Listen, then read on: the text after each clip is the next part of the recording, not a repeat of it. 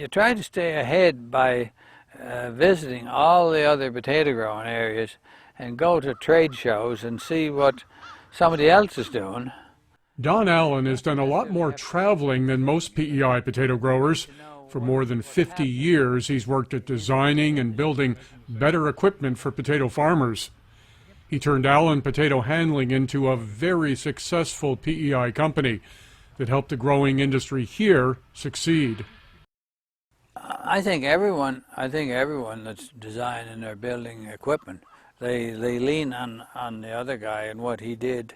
You know, you still pick up on the ideas. You don't necessarily do it the same way, but if you want to increase capacity in a given size of a machine, you try to get the latest ideas that somebody may be using. And I can remember back years and years ago going to Bakersfield, California, to look at a harvester down there, and we came home with. I came home with some of the ideas and used them to some extent. And just as late as 3 or 4 years ago, we did a windrower here that was based on some of the design that I saw in Bakersfield, California in I'd say the 60s. We did a 4-row harvester here in, I believe it was in 1978, and we come up with a new design where we could semi-mount the tractor on the front of this device, this harvester, and that didn't catch on. We built 2 of those machines. It didn't catch on. 30 years later, when we scrapped one of the machines, they took the front off it and put it on a later model. Not our harvester, but somebody else's. And they thought it was a great idea. I thought it was a good idea 30 or 40 years ago, but nobody picked up on it.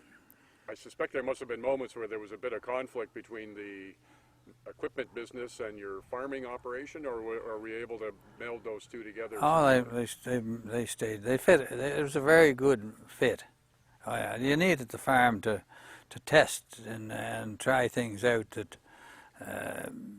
Yeah, it was a good way to do it. Have the farm and have the machinery business, and the minute that you had something developed, you could go to the field with it and test it out. I know when we built the first 4-row harvester, we started on the 28th day of September. Well, that's right in the middle of the harvesting season, and we took it to the field on I think the 11th of November. Yeah. So between the end of September and early November, you built the thing? We built the thing. At that time, we didn't have blueprints. It was just take a piece of soapstone and draw it on the floor and weld it together as fast as you could get the material cut.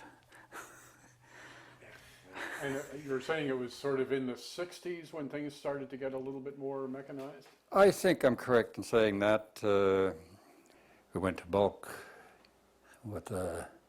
They started off with some pretty rudimentary machines and that as well, and worked up with some pretty good ones. Donnie Allen came along about then, and he put out some pretty decent machines.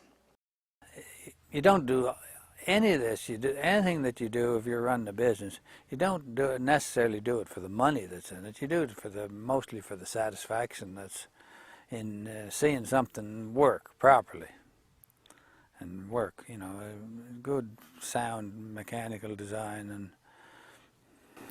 was there anything that you designed and built that just didn't work very well? Oh, we've done the odd thing, you know. I tried to make a vertical elevator there one time, and I would have bet 99 to 1 that it would have worked, but it was only a 2 or 3 day experiment, and I would have bet 99 to 1 that this thing would have worked, but it wasn't even close.